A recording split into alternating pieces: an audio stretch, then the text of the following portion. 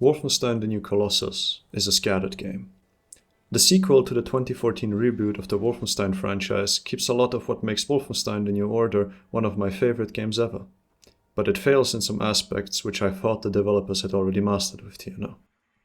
In my opinion, The New Order is one of the finest examples of how to balance a great cinematic story with engaging gameplay in video games, period. It manages to convey the sense of scale of a global fascist empire while never losing focus on the personal story that drives the plot. But I love it for other reasons too. The excellent environmental storytelling, the attention to detail, the horror of this new world, and the stark contrast between the over-the-top action and the very grounded, very personal story that makes this extended Nazi joke of a world feel so terribly real.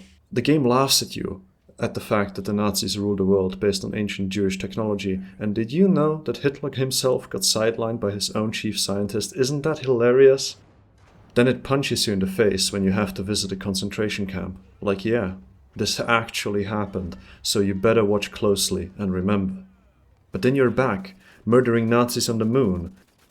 It presents you with these over-the-top action set pieces and then shows you viscerally just how terrifying they would be if they were real. Beyond all this, though, I love the focus. TNO is a focused story because at its ultimate core, it's about BJ killing Death's Head. Death's Head himself has shockingly little screen time, but he is omnipresent. He narrates a lot of areas you visit to show his own greatness. He is the epitome of a psychopathic megalomaniac. Willkommen in der Mondbasis 1. Ich bin General Wilhelmstrasse und hoffe, dass Sie Ihren Aufenthalt genießen werden. Als Minister für besondere Forschungsprojekte liebe ich es, das Unbekannte zu erforschen, den Schleier der Ungewissheit zu lüften und die dunkelsten Geheimnisse des Universums zu enthüllen. In dem Gedicht eines unbekannten Autors heißt es: Dunkel ist mein Herz, das größte aller Geheimnisse. Das Universum ist unser Herz und wir haben gerade erst begonnen, seine Geheimnisse zu ergründen. Zusammen werden wir mit... TNO addresses the horrors of Nazism head-on, but it's interwoven with this very personal narrative that, in the end, is less about the Nazis than it initially lets on. Every level you complete after finding the resistance is another step towards killing Death's Head. In comes the new Colossus, picking up directly where the New Order ended. While TNO had this great sense of restraint and focus, always keeping your eyes on the main plot around killing a monster for revenge and justice, TNC is the exact opposite. It pulls into too many directions.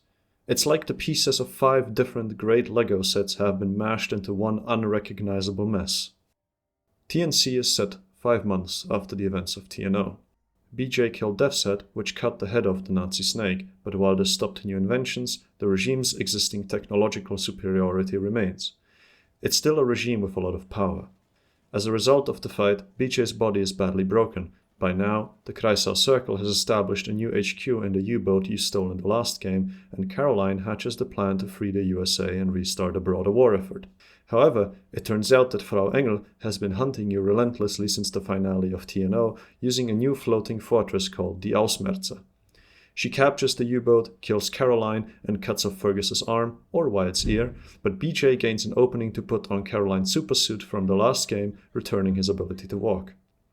You disconnect the U-boat and flee. Sigrun, Engel's daughter, defies the mother she hates and joins the resistance as well. Despite this turn of events, BJ believes he is a dead man walking and that he has to seclude himself to make his eventual death easy on everyone, especially Anya, who is pregnant with twins. With the Kreisau Circle equally leaderless, you trace Caroline's secret communications with the Resistance to post-nuke Manhattan and link up with them. They are led by Grace, a Black Panther-inspired fierce leader and survivor of the nuking, which she conveys extremely convincingly to BJ in her intro. And I remember this mother and son. This boy was blindly stumbling through the chaos. His arms were outstretched, calling out for his mama. And the heat from the bomb had melted the skin on his arms, and they just drooped. Like he was wearing a shirt that was a couple of sizes too big. And I remember his mama. She was crawling to get to him. And the half of her body was all gone. It was just gone.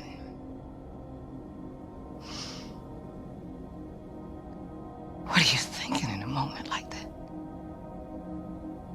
When you know you're losing everything you love. What are you thinking in a moment like that, huh?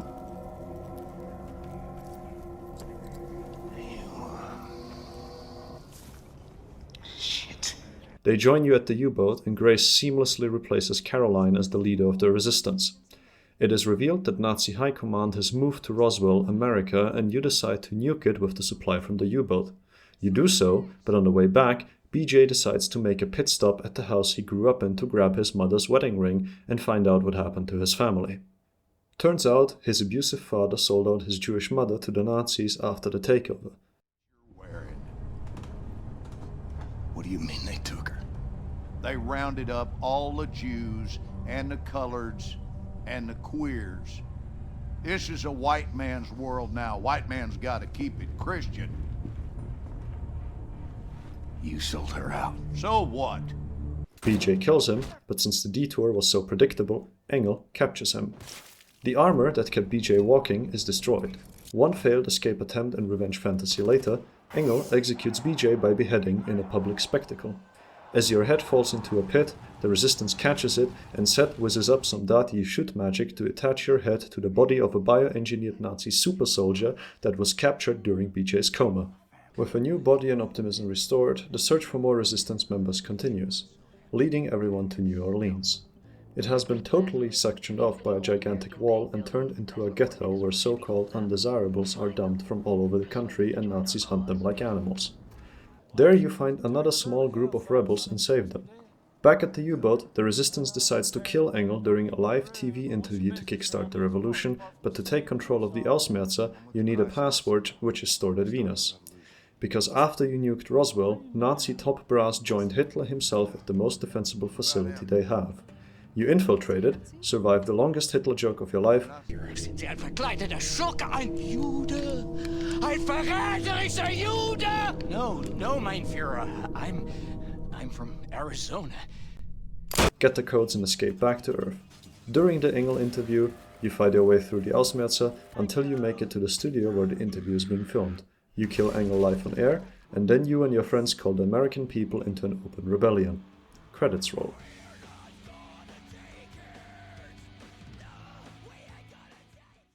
The observant viewer will notice that all of this is kind of messy. On one hand, the game makes a very poignant argument at the start that the white majority of the US is either fine with the Nazis ruling or begrudgingly accept it because they are not the target of the Nazis. We've been fighting every motherfucking day, Blazkowicz. White America, though? They done packed up and given in. See, I guess they don't have the fighting spirit no more.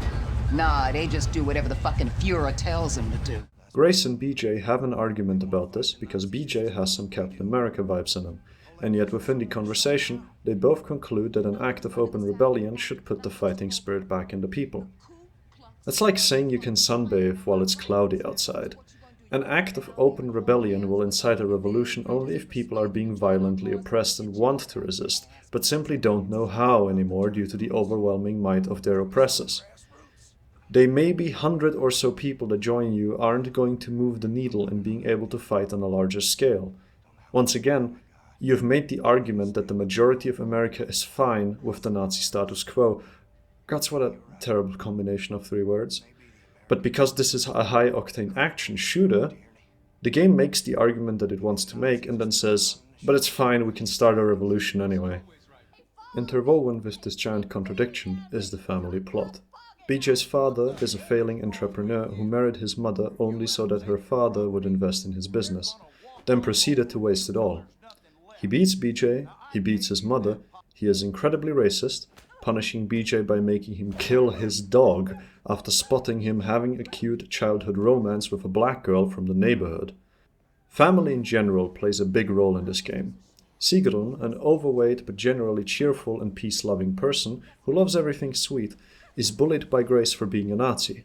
She was part of a lot of crimes against humanity because her mother dragged her to all of them to harden her daughter, and Sigrun just wanted her mother to love her. There is a metric ton to unpack here, but it just never happens. Sigrun gets one scene where she slaps the hell out of Grace, which finally earns her some respect from Grace, which is just a great example to set, isn't it? What you got? Frau Grace, I decrypted the Odin codes Herr Bleskowicz brought back from Venus. Turns out it's just one simple word. Valhalla. Type in Valhalla in any of the Odin terminals and you will have permission to shut down the automated defense systems. Well, all right. Now fuck off, Nazi. Like I was saying, we are gonna find that bitch and we are going to take her Grace! out. What? Don't ever call me a Nazi again! I am not a Nazi!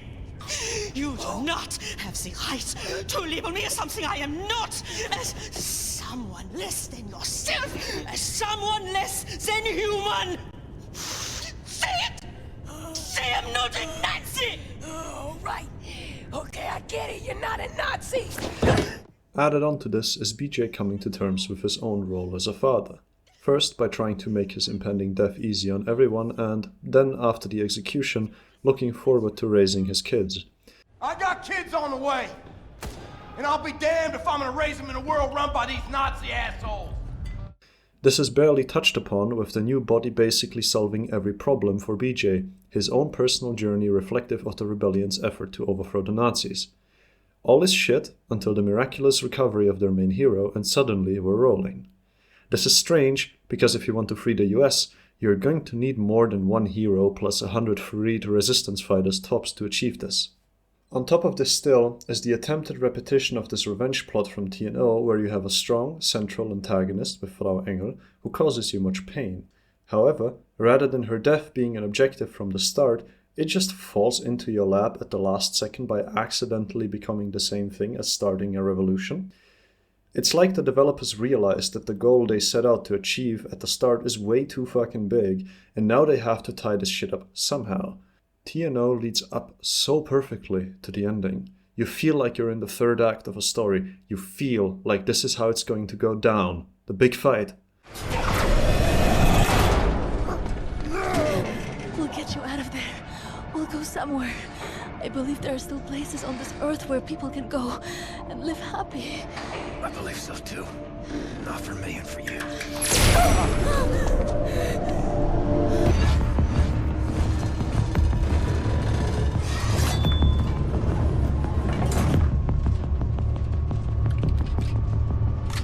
What are you doing in there? An old friend come to visit? I haven't had a visitor like you in a long time.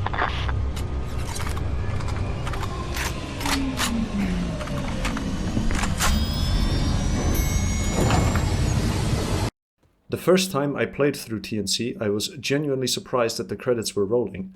It feels like the end of Act 2 of a story. Of course, the Wolfenstein reboot was envisioned as a trilogy, but then the devs were forced by the publisher into making a spin-off microtransaction-infested hell. Originally, it was supposed to be a story-focused single-player spin-off before the publisher made the suggestion to add co-op. I sure don't miss the years when everyone tried to turn everything into an RPG because reducing the grind was just an additional thing they could sell you. That failed horribly as everyone, but the suits ordering it, expected, and now the devs are making an Indiana Jones game. I wonder if we will ever see the ending that they wanted to tell. Putting Act 3 of a story into a sequel is daring already. If you do this, you need to have a satisfying smaller story that resolves within the second act, so that whoever is consuming that piece of art doesn't feel left hanging. A great example for this are the Spider-Verse movies. Across the Spider-Verse, the second movie in the trilogy leaves a lot of stuff unresolved for the final and third movie, as expected for the middle of a trilogy. However, within that second movie, the writers smartly establish and resolve a character arc by making Gwen Stacy the protagonist, a side character from the first movie. Across the Spider-Verse is one of the few middle pieces of a trilogy that you can enjoy by itself too, because there is a complete story within it. This doesn't excuse TNC from being this messy though. Too much is going on. And because TNO had such razor-sharp focus, it's even more evident. The deeply personal story is completely lost. The writers attempted to replace Death's Head with Engel, but a lot of what she does feels like retreading ground. What set Engel apart in TNO was that she wasn't completely psychopathic like Death's Head. She's still a monster, but she's much more human, with the ability for a twisted sense of love. This aspect has been lost because he killed it in TNO. Engel's relationship with Sigrun could be a way to make her more interesting, and the game tries. They introduce this theme of family and bad parents, but it's not given enough time to work because of the overarching narrative of freeing the USA and all the other shit, which is in turn barely touched upon in any practical manner. Sigrun and Engel get like one scene together. It's too many things. It is scattered. Finally, BJ's revival. In all fairness, it presents as many caveats as possible to make this event unlikely to occur again, and because the Machine Games writers are competent, there is plenty of foreshadowing about it. The body exists as a prop on the U-boat, you can find documents about the head attachment process in Seth's lab, and he has done it on his pet, a hybrid with a cat head and a monkey body. The main problem with the scene is that it is an incredibly big deal we have done nothing to earn. You have all this other shit you're dealing with. Engel, bad parents, freeing the USA. BJ's body problem is more of an undercurrent than anything else. You have done nothing to earn your new body, aside from enduring some very uncomfortable cutscenes. Beyond that, reversing any death is always going to cheapen it as a tool in the author's toolbox. Sure, the writers have put enough asterisks on the process to avoid just about anyone else coming back, but it still cheapens death as a concept. It's one of those cats you can't put back in the bag. On the other side, you have the argument that writing is all about rules and knowing when to break them, and this is correct here too. Death should always be final, except when it's not. I mean, I want BJ to survive. TNO has done a great deal to attach me to the character's fate, and to some extent, you can make a believable argument that coming back from the dead to kill more Nazis is the most BJ thing ever. He survived death once, why can't it happen again? But something as severe as revival needs to be earned, which is why my plot rework focuses much more on it. Death is probably the biggest deal, it's the one thing all humans have to go through, and artists of all kinds have wrestled with it since humans have been drawing on cave walls. I feel safe going out on a limb and saying that it's probably the biggest topic in art other than love. Not dealing with it is a cop-out, so why do it? It's like if a split second before the Red Wedding in Game of Thrones the gates swung open and the eagles swooped in to stop it from happening. BJ visiting his old home in such an obvious way should have killed him. Reversing BJ's beheading feels like running away from the responsibility of dealing with it properly. The beheading cop-out sets a precedent for the rest of the game's tone, which is my other big criticism. TNO presents itself with restraint. It balances self-indulgence with grim realism. The devs chose the moon base as a location where BJ sits down and cuts out the Namba tattoo he was given at the work camp.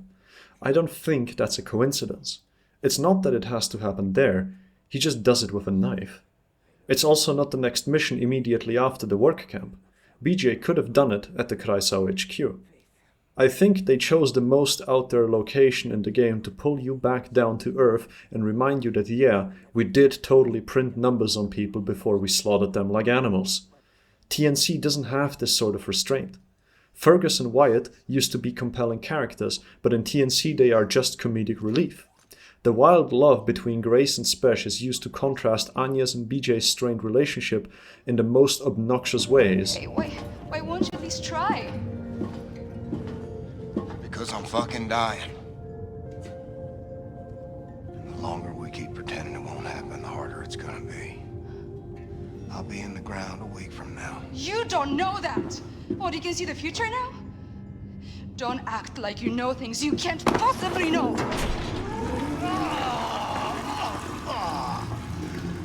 What I'm trying to hammer home here is that the unique combo of grounded story made the over-the-top action believable. It made the world believable in the most terrible ways, and by doing that it made BJ's fight with the Kreisau Circle your fight with the Kreisau Circle. Despite a lot of the great things about TNO remaining great in TNC, like the detail and the world design, it's a lot less immersive. TNO knew when to pull back on the silly and strike that balance that I love about it so much. Sure, at the end you fight a huge robot in a boss fight, but afterwards you expose the human brain of a long dead friend that powers it and have a final conversation with him as he begs you to kill him. Wyatt, you in there? Captain, I tried. So sorry I shot at you. I had no control over my actions. Cannot live like this. You have to put an end to it. Private, it was an honor to serve by your side. Meanwhile in TNC,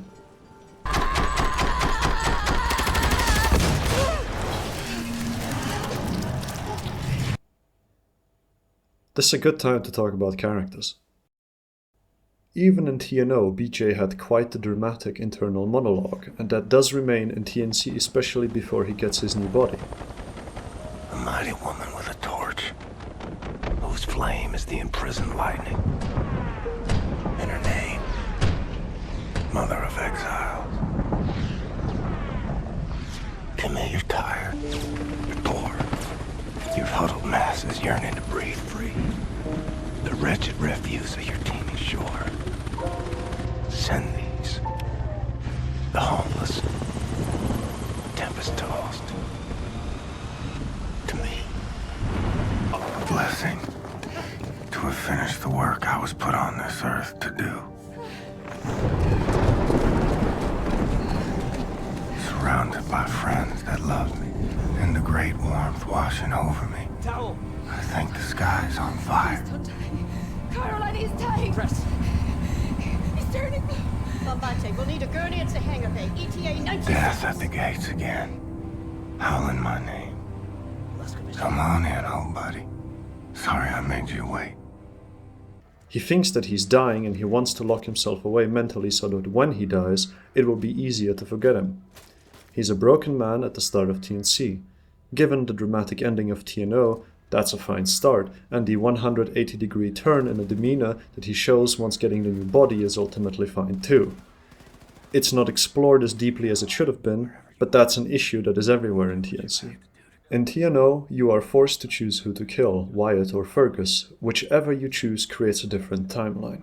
The decision to have two different timelines in TNO is one of my bigger gripes with the game, because they are not distinct enough to warrant their existence, and because to me, Fergus is the clear choice on who to pick to survive. I have played through TNO a total of 4 times, and only on the last playthrough did I pick Wyatt, more out of curiosity than anything else. All the other times I felt so strongly pulled towards Fergus that it felt irresponsible to kill him. Fergus and BJ have history. Fergus has more experience and the ability to lead. He is the natural choice. Either way, you get similar arcs in TNO. Fergus is angry that you picked him because he's old. Wyatt is angry you picked him because he had no experience. The larger points of the narrative, even their backstories, remain the same. Wyatt complains he got so many people killed because of his inexperience, while Fergus says the same, but it's because he's old and frail. The main difference is that one of the side characters is swapped out and they are fairly different. But if the game had just one storyline, they could have both been there too. Either way, both Wyatt and Fergus get over it fairly quickly. Not having the resources to do a branching plot is okay. Doing it anyway and making it moot is not. I made the wrong choice. Well, that's fucking obvious, isn't it? I made the wrong choice. You made a stupid choice! Yes, you did! You left the boy in charge of a man's work! This continues in TNC. Fergus and Wyatt continue to be in-place replacements who get sidelined at the start of the game. Fergus loses an arm and spends the game being comedic relief, trying to get his robotic replacement under control. I've been wanting to do this. While Wyatt loses an ear and instead drops acid to discover the secrets of the universe, turning into a different kind of comedic relief.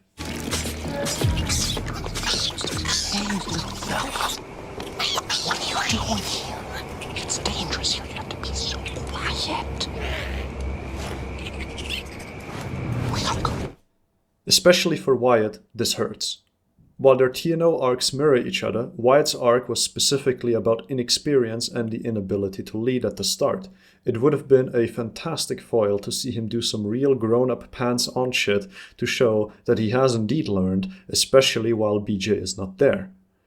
But that's the consequence of having to do two things. You can't focus properly on either unless you have a lot of resources. Both characters get a little scene towards the end of the game that does what it can to redeem them. Fergus kills a guy with his robotic hand, showing that he's mastering it, and Wyatt, while high, gives Seth an idea of what a dot-you-shoot artifact is that Seth cannot decipher.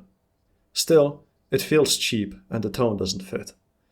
In all fairness, it's not like they got a lot of attention in TNO either, but at least they accompanied you to some missions and their radio chatter was a lot more interesting. Why are we turning the characters into a joke? TNO tended to make the Nazis the butt of the joke. Why don't we keep doing that? They are Nazis. Feel free to turn them into the punchline. Seth remains mostly the same, but that's because he didn't have much of an arc in the first game either. There's a bit of convincing you need to do in TNO to get him to join and divulge his secrets. He continues to be an eccentric inventor and plot device to keep the narrative going.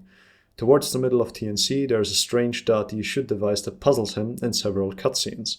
It feels like setting up something that is not paid off in TNC and was maybe planned for the non-existent third game. Right now it's jarring, but any story without a third act is jarring. I can't believe TNO introduced a cool African resistance fighter and TNC did nothing with him.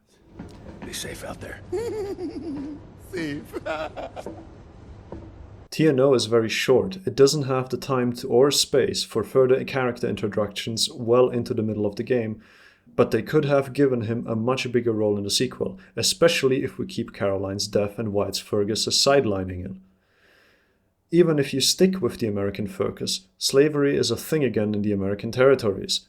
Wouldn't that have been a great way to make Bombate more relevant? I imagine the Atlantic slave trade is in full swing again too. Why not make that what Bombate fought against in Africa before his capture? Give him a personal stake and make him more involved.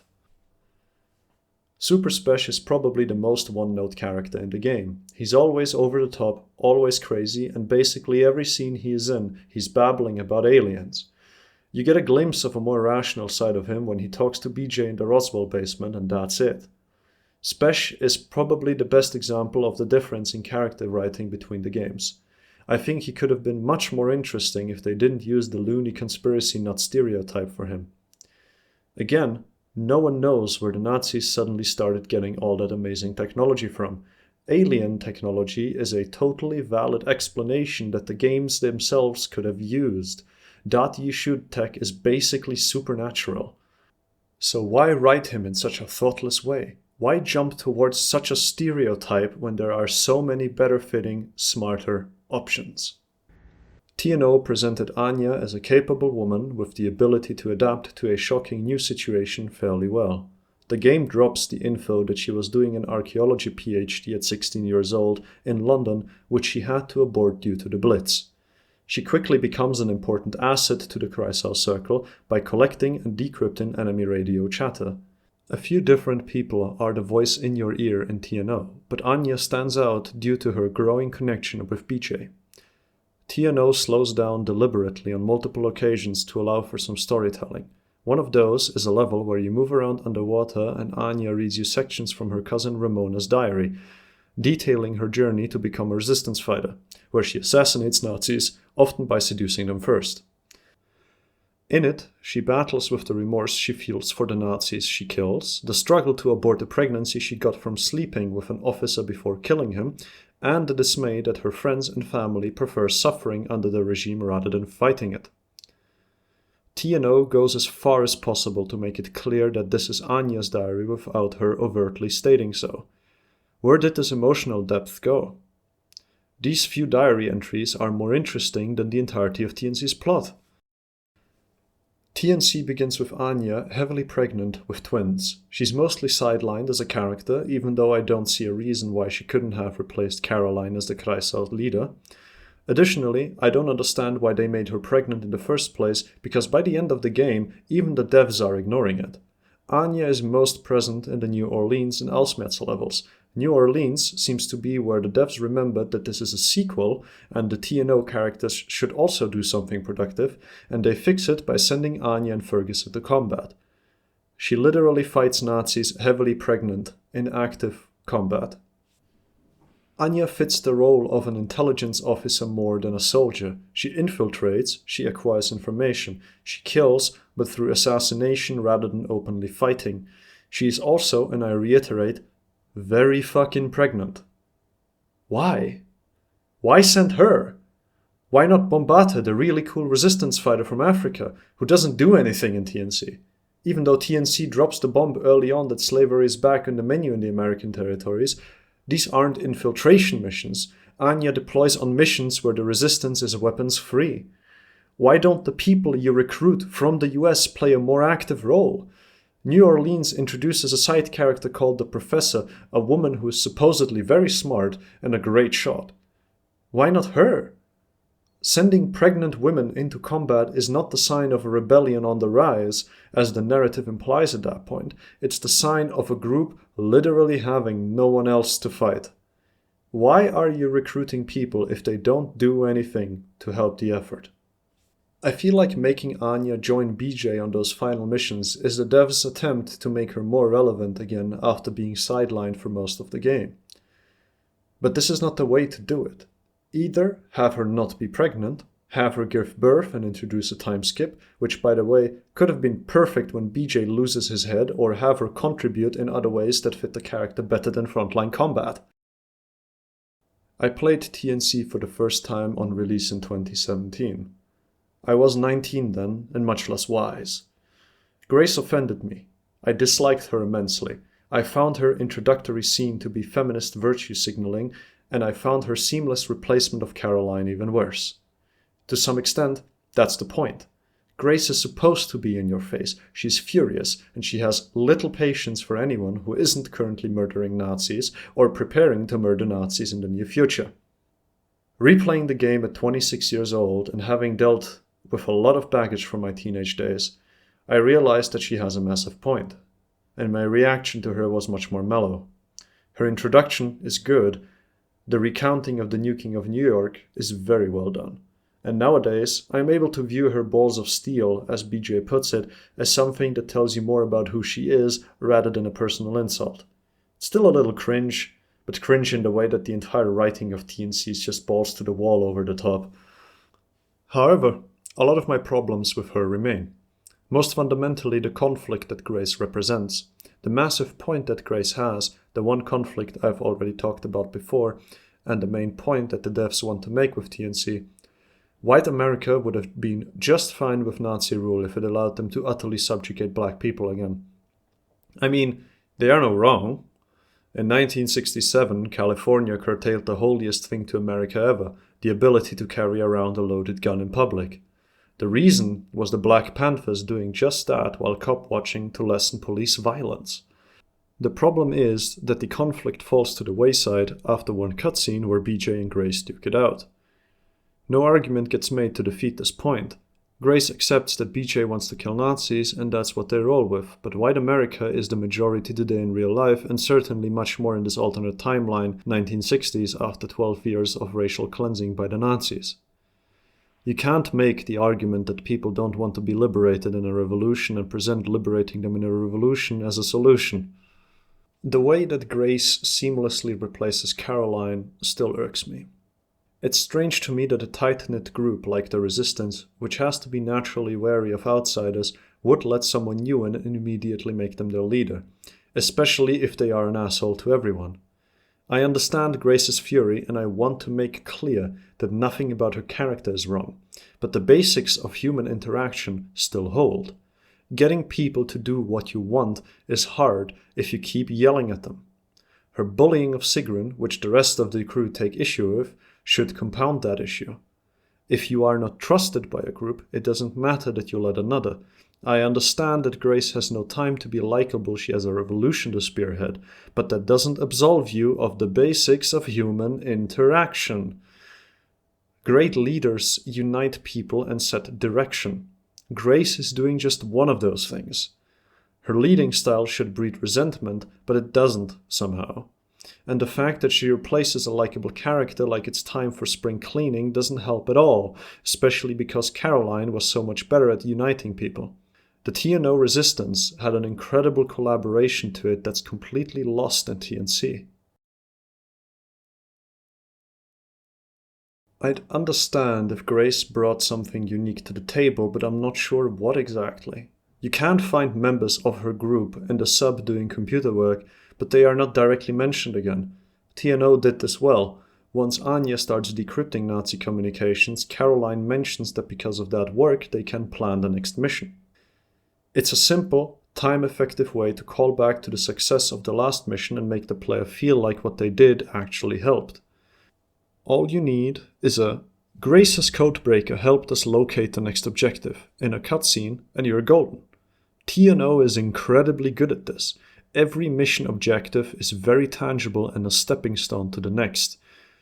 As it is, Grace just feels like a necessary American replacement for Caroline, so we have an excuse to know details about how the US works. That could have been done differently. The problem there is that it's actually unclear what Grace and her group even do. Why was Caroline's plan to free the US hinging on a resistance group camping out in nuked Manhattan? What were they even doing there? What kind of resistance work can you do in a nuclear fallout New York where no one lives anymore? They're all stuck on top of a single still-standing skyscraper to evade the intense radiation, which for some reason the Nazis have not figured out. In TNO, I always understood why something was happening. With Grace, very little makes sense. Sigrun is yet another character who gets to do like one interesting thing and nothing else. Obviously, the devs had this great idea to add the familial subplot with BJ facing his father and added Sigrun for... I don't know why, actually. We have plenty of characters on our side who have suffered under the regime. Outside the conflict with Grace, which could have been done with an existing character considering Grace's massive chip on her shoulder. In line with my main criticism of TNC being scattered, Sigrun should have either been given more time to shine or not been in the game at all. In TNO, Engel served as an interesting foil to Death's Head. Death's Head is two-dimensional on purpose. He's the evil megalomaniac and he's very intense. Because he gets very little screen time, he has to be to make an impression. Engel is more human in the sense that she has other qualities. She's evil, sadistic, and a thorough believer in Aryan supremacy. But she's clearly capable of love. She's in a relationship, she's got kids. Never in my life would I imagine it to be a healthy love, nor does this redeem her, but it gives her depth that Death's Head lacks. To quote my favorite author, she's the kind of person that comes home, brushes the dog, reads the kids a bedtime story, only to go out to do horrible, evil and twisted things to other people. It's a similar situation to Avatar: The Last Airbender. In the show, Firelord Ozai is the main antagonist. He wants to take over the world at all cost and has zero redeeming qualities, and the protagonists have to stop him. He also doesn't have a lot of screen time. He is more a plot device, a force of nature. But that's fine, because his two-dimensional evil self is used to drive the grand plot forward and also heavily influence other main characters, chiefly his children Azula and Zuko, who are both infinitely more interesting. If you want another example, Death's Head is like Voldemort, Engel is like Umbridge. Her evil self is much more comprehensible and at the same time not, because she's so much more human, and how can humans do all this shit to each other? Monsters like Death's Head have shed their humanity like snakes shed skin. It's easy to see them for what they are. Engel hides in plain sight. I think Engel's relationship with Sigrun is an attempt to keep that humanity, but with TNC, I think it would have been fine for her to turn into a force of nature. She gets a floating fortress to hunt BJ in. She should always be hot on our heels, forcing the plot forward and keeping us on our toes. We already know her from TNO. There's no need for multiple drawn-out cutscenes to re-establish how evil she is. We have literally seen the concentration camp she led. This woman, I know well. Lasilian, the will of iron, a family gone, all of them yet. Faith kept her going. I cannot believe with such certainty. For me, in everything there must be doubt, otherwise there's no room to question the plan. This place, this is the fruit of unquestioned, ferocious conviction. This is where absolute certainty leads. Sure, some minor scenes for people who haven't played TNO are fine, but what's in the game is too much. I really don't need to suck on a pistol for 5 minutes to understand that Engel is a bad person. Don't make her the main antagonist you want to kill all game like Dev said, instead focus on the actual objective of freeing the USA. I know the devs wanted Hitler to be the final boss of the trilogy, as the spin-off taking place 20 years later confirms that BJ did kill Hitler. But nothing kills Hitler as effectively as the scene with him on Venus. He's unable to be in a giant mech at this point. He should stub his pinky toe, get a heart attack, shit himself and die while very aware that he's lying in his own poop in a final moment of clarity. I think the main issue that I have with TNC, and that will influence the improvement suggestions I make later on, is that there is a prevalent out with the old, in with the new attitude in the story. But that's not what sequels are about. I love a good sequel. I love being able to see where a story goes and not having to deal with as much of the setup anymore. You can hit the ground running because you don't need to spend all this time making me like a character again or making two characters like each other. I'd rather rewatch How to Train Your Dragon 2 more than the original, not because I think it's better than the original, but because I'm past all the setup. If you want to do something else, make a spin-off. Don't try to awkwardly juggle the original characters through a story they have little to do with. You can't just make a sequel that is completely out of sync with the greatest story being told. This is not a video about you. In the end, the greatest issue I have with the characters in TNC is not the terrible, ill-fitting, over-the-top tone. It's the fact that despite all these attempts to wedge in family and personal issues surrounding that, the characters feel much less personal than they did in TNO. Even Bobby Bram, the guy that shows up for 2 cutscenes mostly being a dick, gets redeemed by letters you can discover in the game later. They make you understand very deeply why he was the way he was. I have few complaints about the gameplay of TNC. It's TNO but made better, so I can't give it its own section. What I don't like, however, is the way the TNC levels are designed. TNO is a very linear game. There are few times when I get lost, and the game in general is stellar about directing you the right way in a subtle manner. There's also a great variety of levels. TNC lacks that. There are still good levels, but even most of those lack direction, and I don't mean artistic direction, I mean literal direction. Nuked Manhattan is visually stunning in a horrible way, but the impression fades when you don't know where to go because you're unsure if you need to go up in that bombed building or through the walls into the next bombed building, and generally the entire level is a bombed building. The numerous underground bases are especially guilty of this. Everything is grey and looks the same.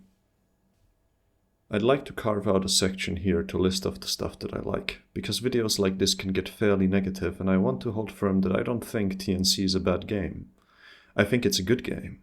Had the devs picked out a lane and stayed in it, it would have been great. Despite this, many of the things that made TNO great can also be found in TNC. I love details. Putting thought into minutiae is a great way to make a virtual universe feel real. TNO was great about this, re-recording classic 60s songs in German to emphasize the cultural dominance of the Nazi Empire is a terrifying way to make it seem more real. The Beatles exist, but it seems like all bands they have to sing in German or disband. There are also little moments in the levels themselves that make me feel all giddy that someone had thought about this. Another example. When breaking out of Eisenwald prison in TNO, if you move quite a distance fast enough to get next to a door where enemies spawn, you can actually hear the squad commander give the other soldiers a pep talk and warn them that the escapee clearly has military training. The chance that a player is in that position to hear that line is minuscule. To reward your exploration, the room contains some health pickups as well. TNC continues this style of environmental storytelling. There are some fantastic conversations you can overhear both from friendly and enemy NPCs. Ah, General Engel. Bitte bestätigen Sie die Anzahl feindlicher Züge auf dem Ausmerzer. Wie ist Ihr Status? Und wie die Bewaffnung? Es ist ein Mann. Wie bitte, General? Sind Sie taub, Kommandant Mannheimer? Es ist ein Mann. Terror Billy, der bekloppte Army. Aber... Ich dachte, wir hätten ihn in Gewahrsam, General. Er ist geflohen. Oh, verstehe, General. Wie? Das ist total unwichtig. Er ist ein Profikiller. Wahrscheinlich hat er mittlerweile Schusswaffen und Granaten, was weiß ich. Aha, bestätigt, General. Und wie viele Männer führt Terror Billy bei seinem Angriff an? Meine Güte, sind Sie bescheuert oder was? Er führt niemanden an, er ist allein. Aber ein einziger Mann, General. Unsere Sicherheit. Sie sind zuständig für die Sicherheit, Sie verdammter Schwachkopf. Ja, dann müssen wir unsere Truppen schicken. Hab ich doch gesagt. Rufen Sie alles...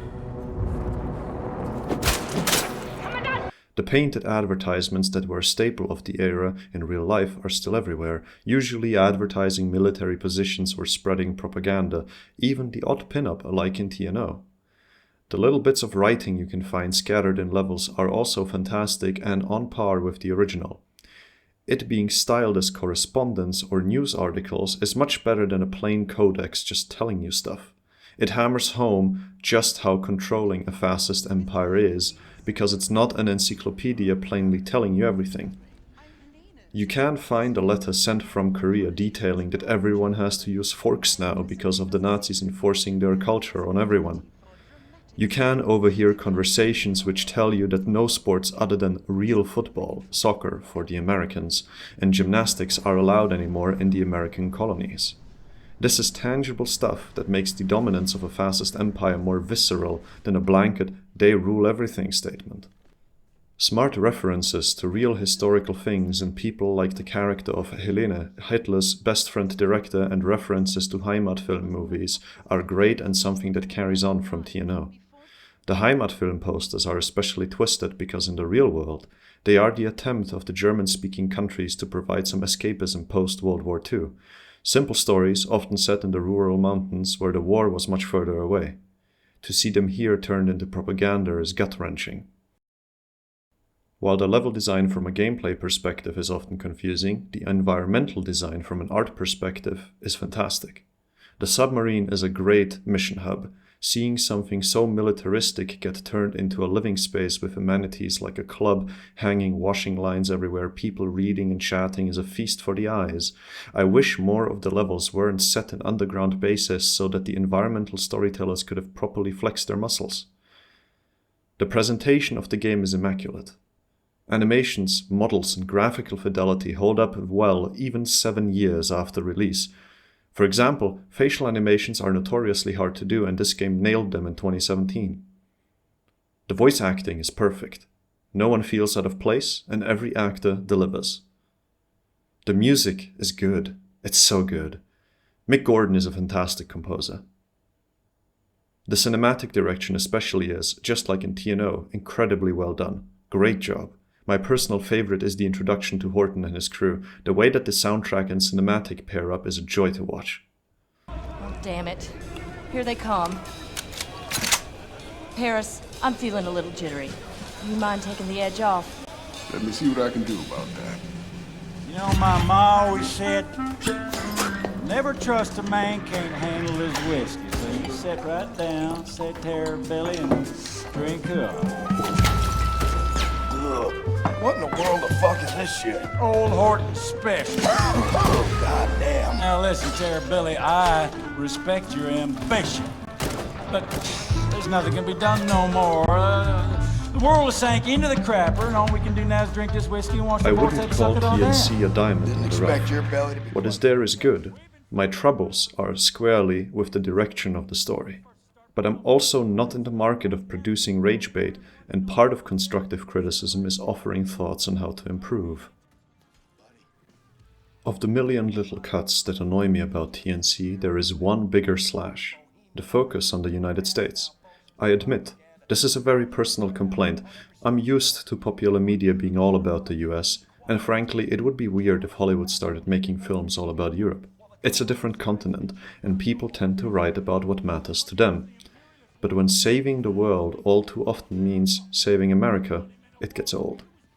We have art house movies, smaller productions, and of course the UK has a myriad of high quality productions. But our media has no scale. Scale is Hollywood's thing, and to Hollywood, Europe will always be that place where you take a vacation or go to war. So when a European studio makes an extremely cinematic action blockbuster game set all over Europe, that makes me happy. Sure, it sucks that it has to be about the Nazis again, but it's Nazis in an alternate reality, not World War II. So when TNC focuses on the US again, that makes me feel iffy. Which is why my improvement suggestion is a more radical departure. Any sequel has to deal with the choices the original made. I hope by now I've been able to convey that I feel like those choices get cast aside in TNC. BJ is a broken man at the end of TNO, yet his recovery is basically a side effect of TNC's plot. We get a giant submarine, a perfect mobile base for the Resistance, and yet proceed to play a campaign set in one of the biggest contiguous land masses on the planet. Forget the USA. TNC should have two main goals. Ignite local resistances far away from the heart of the Empire with the people it violently oppresses, and in this world-spanning journey, heal BJ. Set mentions in both games that the Da'at Yichud has vaults all over the world. Why not make those the target? Say that Set has stabilized BJ, but now the Resistance needs to collect those artifacts to rebuild him. The ultimate fix can still be the new body, but make getting that neck connector difficult. You can either play BJ in the suit that Caroline lends him, or there can be a more radical departure, and you can play other Resistance members as they collect those artifacts. It would be a globe-spanning journey, and you could see how local resistances fight against the regime. The US could still be represented through New York, New Orleans, and Roswell. But you could also see the resistances in South America or in Australia. Bombate could connect you to the resistance cell in Namibia he was part of. You could visit a victorious and ultimately caged in Japan and see what that fate has done with their national pride. What about India, Korea, South Africa, Egypt, Arabia, Chile, Malaysia, Canada, Brazil, Morocco, Ethiopia, Peru, Singapore, the Congo? You are telling me the Nazis rule the world. Show me. Stop giving me an underground bunker. Start giving me a vibrant world under the thumb of a regime. Killing Nazis feels great in TNC, better than in TNO. Let me do it in a tightly paced story that takes me around the globe. What is also important here is that these goals better align with the gameplay. It's a first-person shooter. You need goals that you can solve with guns. Stealing magical doodads from Nazis is something you can accomplish with violence. Sometimes the local resistance needs a bit of help and you help them with it. Destroy a local labor camp. Kill a particularly heinous member of the regime or liberate people. It's much more concrete than free the United States, and by the way, like half of them don't want to be freed. Don't give me that. Give me all of those so-called deviants fighting the regime. Those are people who need help with violence. Give me all those cultures surviving in the underground, fighting extinction like hell, one party at a time. Give Engel more presence and weight in the plot, hunting you relentlessly, leaving destruction everywhere she goes. Someone that has an actual impact on the plot. Give me a resistance that would rather not help you. One that would rather stay below her radar, protect themselves and their civilians. A hard choice, a real dilemma. Now that's people you could inspire to fight again. Give me BJ regaining his humanity piece by piece as he wanders the world, pouring gasoline on the flames. And finally, give me an actual fight with Engel. Yes, I want her to be the villain, so make her the actual villain and give her a giant mech just so I can headshot it with that nuclear artillery that I have. I can't believe we get nuclear artillery and only get to fire it once to dislodge the sub back into the water. TNO had the sense to give you nuclear artillery and let you fire it. What a waste of potential. Maybe we should start calling it Chekhov's nuclear artillery to make it clear that when you give me nuclear artillery, you better let me pull the damn trigger. Or maybe someone needs to sneak into the Ausmerze to disable its shields so you can destroy it with the cannon, sacrificing themselves, accomplishing it, but getting scared at the end and not wanting to die. And instead of pulling the trigger on the artillery, BJ decides to go up there himself and kill every enemy while wielding a shotgun in each hand, because that's just not how they do things in the Resistance, because BJ isn't fighting for a world where folks get left behind. And that's when BJ returns in all his glory. Let it be schlocky and let us earn it. And when you kill Engel with your own hands and tear that flying fortress from the sky, all those little flames you stoked around the planet finally ignite into a wildfire that will race you back to Berlin. As a developer, you can pick your poison on where you want to take the player, and along the way, of course, you'll pick up new Resistance members. Sometimes your people will die and new ones will fill their places. It's a revolution, not a cakewalk. Such a globe-spanning journey also gives you plenty of excuses to make the game levels diverse and exciting to explore, from Brazilian favelas and African jungles over to German-dominated high-tech Tokyo. Stop it with the endless bunkers. I know your level designers can help me chart a path through a beautiful level if you don't force them to make everything look identical. You have done it in TNO. That sounds so much more interesting to me than what is present in TNC. Paris Jack got one of those mech hounds rewired in New Orleans with basically nothing. Spend some time in your adventure showing people how to fight, how to turn those powerful weapons of the regime against it. Plus, attacking a global regime where it's stretched thin is going to be much more effective than attacking it where it's strongest, as the High Command has moved to the US and TNC. Look, you could definitely have a US-based Wolfenstein with a lot of interesting levels as well. Caroline's entire plan just seems flawed to me though. Even if it succeeds, all you have done is give the global regime a giant target to focus all of its might against. There is no way restarting the war like that would lead to anything but the US losing a second time. Plus, you still have a mobile base in that submarine. When writing a sequel, don't be afraid to use the tools you've given the characters in the original. In fact, I'd argue this is one of the things that makes a sequel good. Not doing something completely different while sidelining most of the original cast. And give Fergus something to do, for fuck's sake. Actually, speaking of characters, let's run through how their roles should change to improve the story. Anya should be the next leader after Caroline. It's fine to kill Caroline in order to re-establish Engel as the antagonist, but Anya is the most natural successor, not Grace. She's the second smartest person in the Resistance after Set, and Set is no leader. She knows people, she's kind, just, and she could be a great uniter just like Caroline. She has had plenty of opportunity to learn from her and is entrenched in Resistance communications. It's very likely she knows most of Caroline's plans and routines. I love Horton and his crew, but in my proposed story, I'm not sure how they and Grace's people have a place.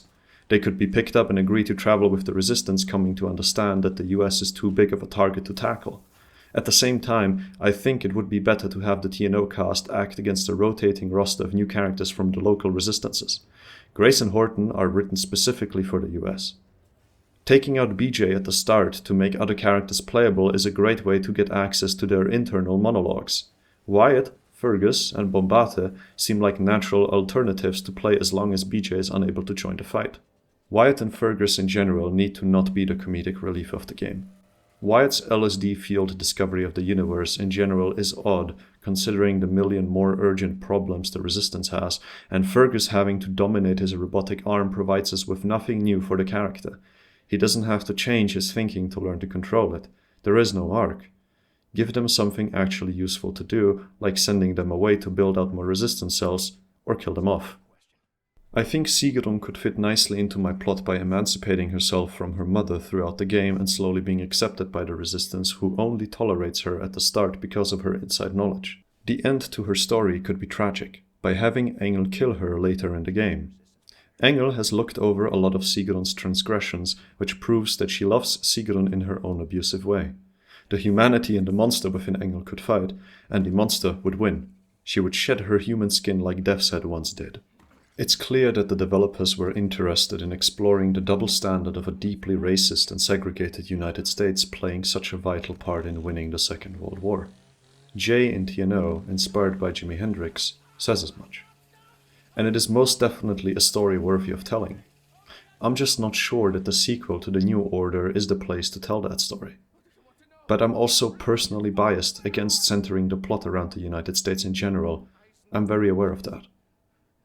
With that acknowledged, I do still think that implementing my changes would make a good game great.